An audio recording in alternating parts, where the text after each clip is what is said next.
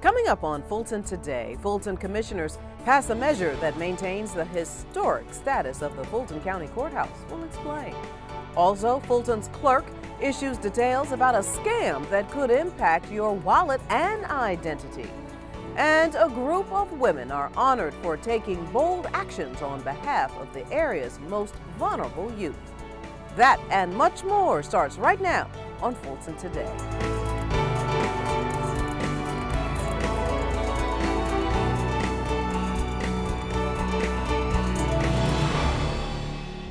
Welcome to Fulton Today, everybody. I'm Shania Chavis-Rucker. A recent rise in imposter phone scams has forced Fulton's Clerk of Superior and Magistrate Courts to issue what is called a scammer spoofing alert. Here now to tell us more details is Nicholas Cotton. He is the Chief Deputy for the Clerk and the Public Media Affairs Manager. Sir, welcome back to Fulton Today. Hi, Shania. Thanks for having me. All right, so first things first, please explain to everybody what a spoofing alert is. Well, the spoofing alert that citizens and media received from the Office of the Clerk of Superior and Magistrate Courts was related to a series of phone calls that we had received from citizens stating that they had been called from representatives of our office. These representatives claimed to be members of the Clerk of Superior and Magistrate Court staff, and they were asking these consumers for personal information, social security numbers, dates of birth, as well as funds.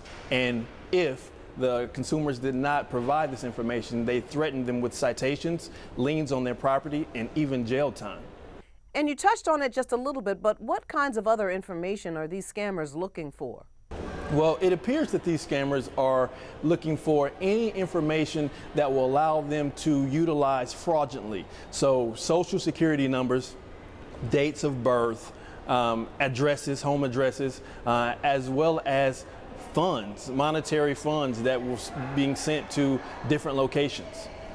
And does the Office of the Clerk of Superior and Magistrate Courts typically ask for that kind of information over the phone? The Clerk of Superior and Magistrate Court's office never asks for information as such over the phone. We always correspond via mail. Now, some citizens may correspond with deputy clerks after an initial mail receipt has been received, but never initially do we call and ask for information via the phone. So what should someone do if they receive one of these calls? Well, if anyone receives these types of calls, we encourage them to do three things. One, to contact their local authorities. Two, to contact the Federal Communications Commission, the FCC. And last but not least, reach out to the organization or the agency that has been falsely represented. And Nicholas, let's get your final thoughts on this topic. We just want citizens to know that the Clerk of Superior and Magistrate Court's office is an office of trust. And we have sworn deputies and deputy clerks there who are, in addition to carrying out our day-to-day mandates, we take pride in doing whatever we can do to ensure that our citizens and our customers' private information is kept private. So one way of doing that is to issue alerts as such to make everyone aware and educated on what's going on regarding these spoofing scams. All right, Nicholas Cotton, great information. Thank you again for joining us on Fulton Today. Thanks for having me. Now, to learn more about caller spoofing and other types of phone scams, you can visit the Federal Communications Commission website. Well, one of the oldest county buildings where thousands of residents conduct business each year, well, it's being restored. Thanks to a vote by Fulton commissioners, the facade and roof of the Lewis R. Slayton Fulton County Courthouse will get a brand new look, but will maintain its historic status. Joining us now to talk to us more about this is the Facilities Program Manager, Mr. Bill Mason. Sir, welcome back to Fulton Today. It's a delight to be here and to talk once again about the courthouse facade project. Thank you. Well, first things first, explain why the courthouse facade and roof needs to be restored. Over the years, water has infiltrated behind the terracotta facade, corroding the steel rods that attach the cornices and other architectural elements to the building.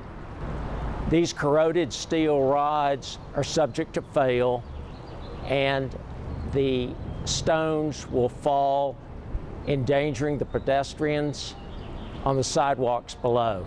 Water has also intruded behind the facade tiles, cracking and discoloring them, and deteriorating their mortar joints. Additionally, following heavy rains, water enters the courthouse through the facade and the roof of the building. And how will this restoration project maintain the courthouse's historic status? The Slayton Courthouse was listed on the National Register of Historic Places in 1980. Standards regarding the repair, rehabilitation, and restoration of historic places are governed by the U.S. Department of Interior, and the county's obligated to follow those guidelines. This is a true historic preservation project. The use of the courthouse will not change, although its character will be retained.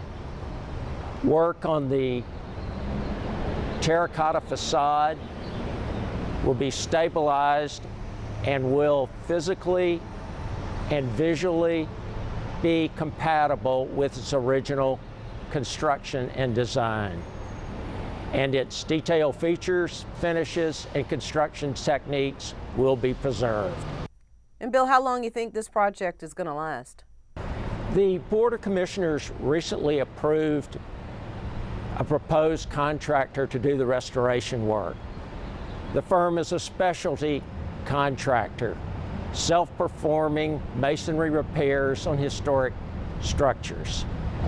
Its workers are craftsmen, artisans. Engineering, design, and pre-construction activities are beginning, and we expect the on-site start of construction during the summer. Once started, we expect the project to take 2 years to complete. And can you speak to why it is so important for the county to take care of its infrastructure and then preserve its historical buildings? Maintenance of infrastructure is necessary for the county to deliver judicial, social, and a variety of other services to our citizens. And with the courthouse project, we're not only doing that, but we're also making a continuing commitment to our heritage. Well, Bill Mason, great information. Thank you so much for joining us. It's my pleasure. A massive evacuation drill of the government center sheds new light on just how Fulton County Police can handle an emergency. County employees and visitors exited the Fulton County headquarters shortly after the workday began. And it's one that we need to do consistently going forward, but because it shows the complexity of getting everyone out of this building in the event of an emergency. The good news is we accomplished it. Led by floor leaders, everyone who exited the building gathered at various designated holding locations around downtown Atlanta. Employees were given notice of the drill just a few days prior and were asked to review their emergency procedures guide. For visitors, the drill was unexpected. This drill was a part of the police department's renewed focus on safety and security. The fire drill is well coordinated. We are able to get out of the office in a very nice fashion, get to where we're supposed to get to in a very nice fashion, and well coordinated by the people who are in charge.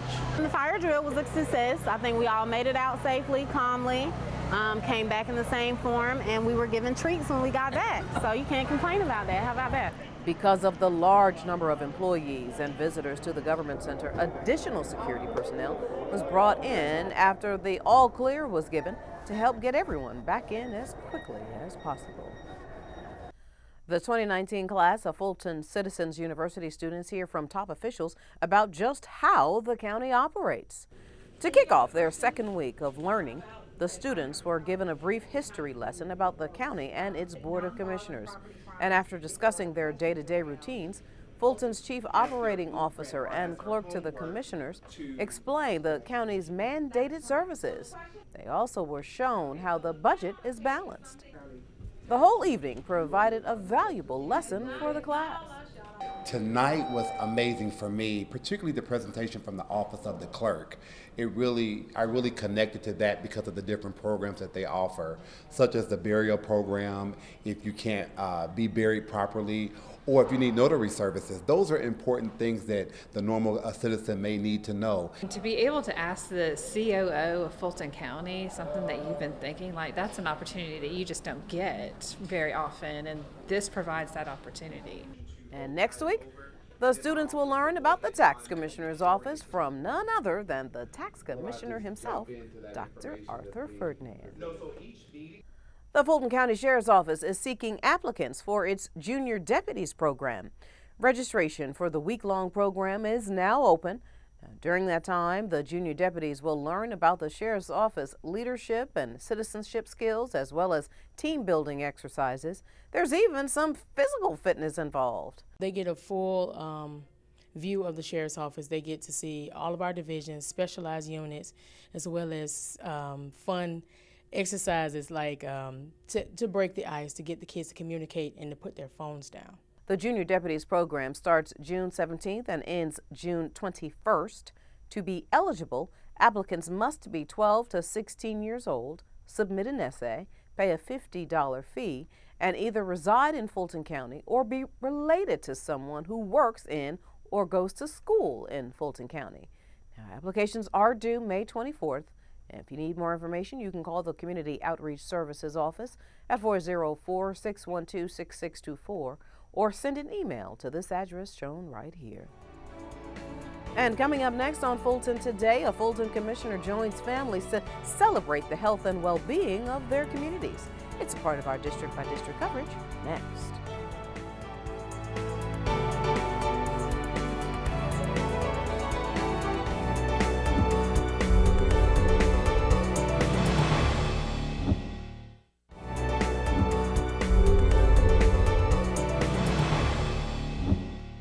Atlanta and Fulton County students who are at the head of their class are honored by Fulton commissioners, and commissioners support the Atlanta Hawks in their effort to help people manage their health in one place.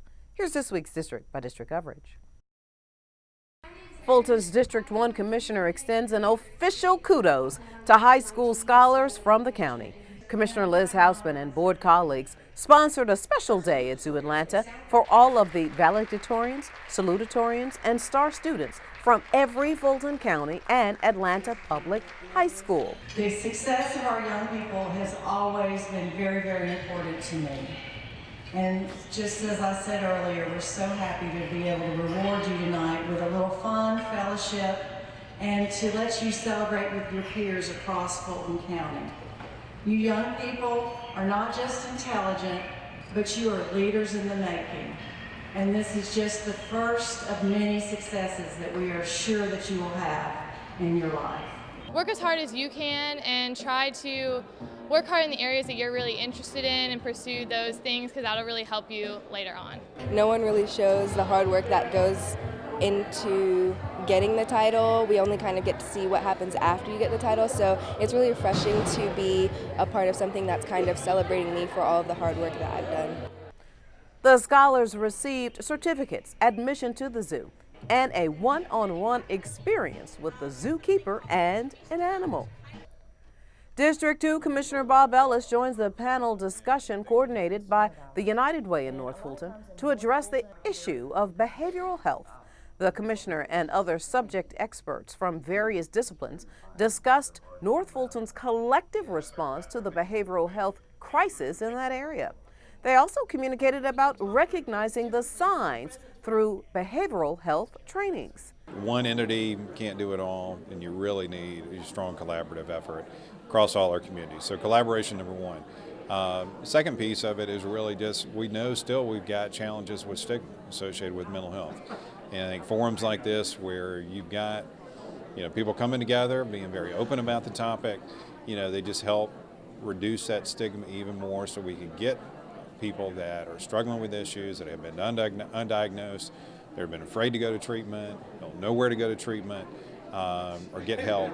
And I think it's really important that citizens understand it's not just one segment, it's everybody that's needed to be part of this community response. And so the panel helped to represent that and say we all, and each one of them I think shared a personal story of why it's important, as well as why it's important from the role that they have as officials.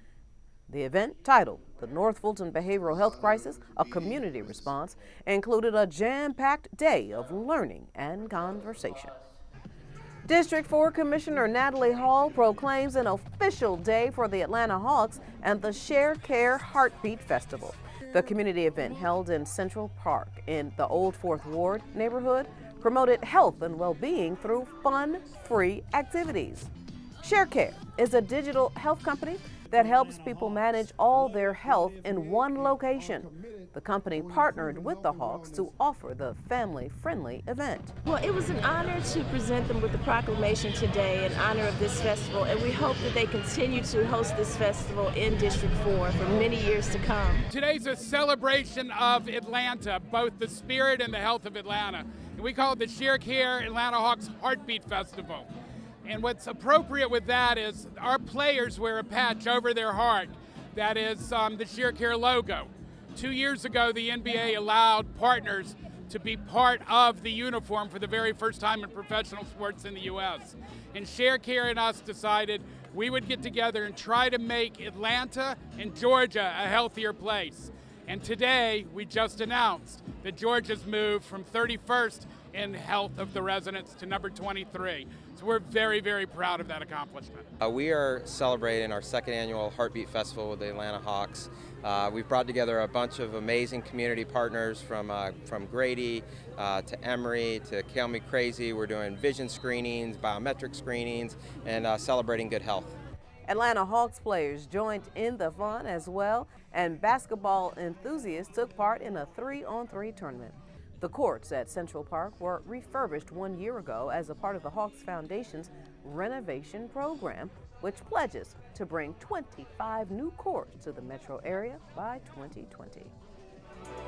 And still to come on Fulton Today, a group of women are honored for their efforts protecting the most vulnerable youth in our communities. That story is up next.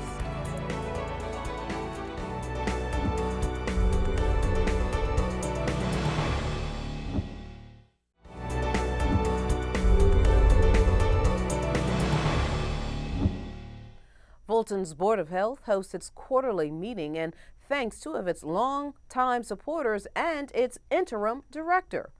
But the former director of the department, Dr. Kathleen Toomey, was presented with a plaque for her service leading the agency.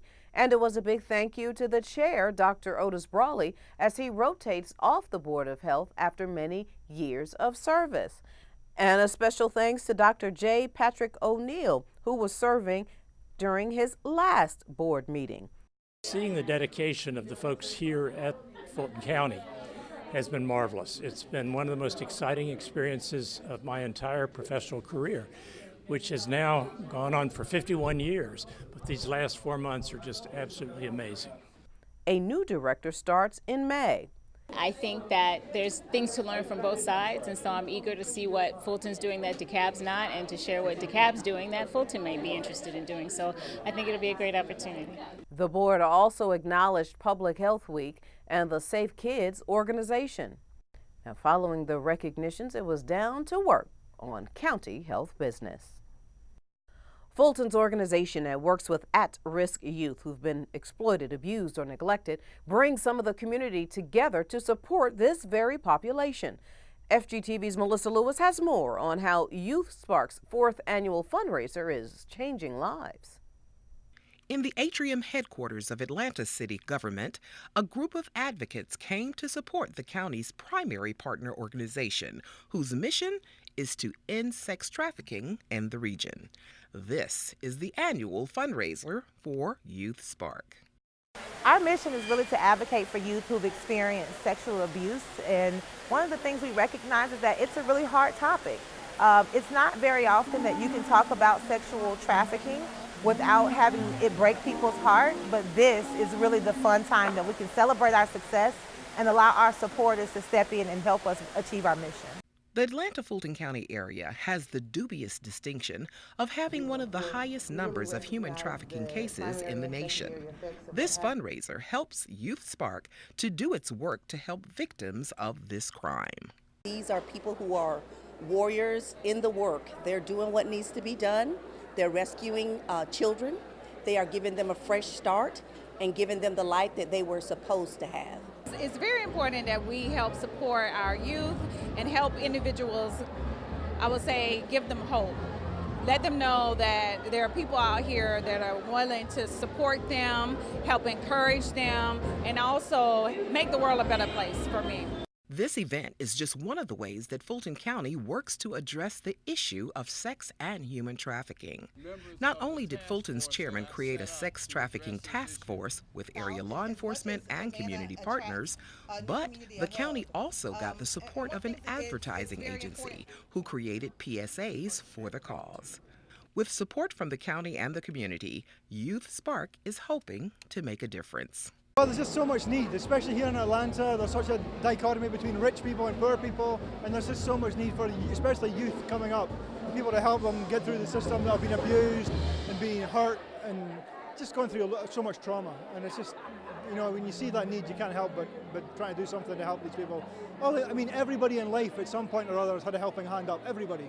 And you just got to help people up, you've got to give back. To get involved in the movement to end sex trafficking and help victims, visit the Youth Spark website. Reporting for FGTV, I'm Melissa Lewis. Thank you very much, Melissa. Fulton's wellness team is making it easy for its workforce to eat healthy. That's because the county is offering free healthy cooking demonstrations during lunch break at the Fulton County Government Center. Chef Asata was added on this day preparing what was described as one of the healthiest meals one can easily make. On the menu, sausage, kale, and white bean soup. Yeah, our soup, even though it says it's a sausage, bean, and kale soup, is mostly vegetables, and I encourage people to make 75% of what they eat at any given meal plant-based, so that they're definitely getting the nutrients they need every day, as well as lots of fiber to help you keep full and keep your system running, and it helps to make your food taste light and flavorful as well. The class was very good. I mean, very informative, and you know, the ingredients that she was using and the way she explained everything and did it step by step. It was very clear and nice, and it was good. And you know, the personality also adds to it. So she was good, and the food was also good. And ingredients wise, it's like a healthy meal. And she also gave us information on, like, you know, what to use, what to substitute, and how you can make it more better in terms of like having more plant-based and having it more like, you know, vegetarian kinds instead of, you know, going with just the meat options that people usually want to have. Fulton County government offers a number of health and fitness programs for its workforce. The idea is to keep the employees healthy so that the government is paying more for services for residents than health benefits for staff. There's much more to come on Fulton Today. Stay with us.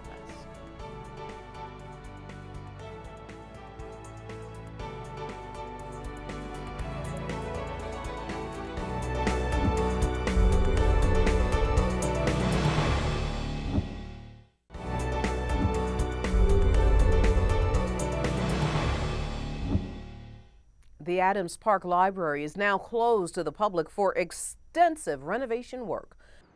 The branch, located on Gambleton Road in southwest Atlanta, is expected to be closed for the next 3 to 6 months. Upgrades to the library will include new HVAC systems, roofing, upgraded technology, improved layouts, new shelving, study rooms, ADA accessible restrooms, and much more. The library will be completely redone inside, so the footprint won't change, it won't be any larger, but it will be completely redone so that it looks like a new library as soon as you walk through the doors. While the library is closed, service is available at the Metropolitan, Southeast, Wolf Creek, and South Fulton libraries. Patrons have been asked to transfer hold items to one of those locations, as well as return library items. Now, for up-to-date information on this renovation project and the entire library renovation project, you can call the Library Renovation Hotline, 404-613-READ. That's 404-613-7323. And finally, Fulton County celebrates music and the spoken word.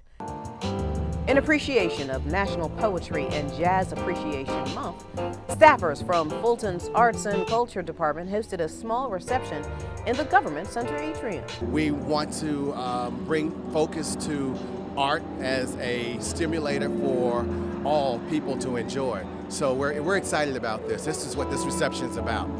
Fulton's Arts and Culture Director went on to say, jazz music is America's original music form, something his department is happy to celebrate. Jazz and Poetry Appreciation Month has been going on since 2004. And before we go, our reminder that FGTV wants to connect with you online. Be sure to follow FGTV on Facebook, Twitter, and Instagram for up-to-date Fulton County news. And you can watch a replay of this show and any other FGTV program anytime on our YouTube channel. So please, please subscribe. Well, that does it for this edition of Fulton Today. I'm Shania Chavis-Rucker. Thank you so much for watching. Join us each week for news around and about Fulton County.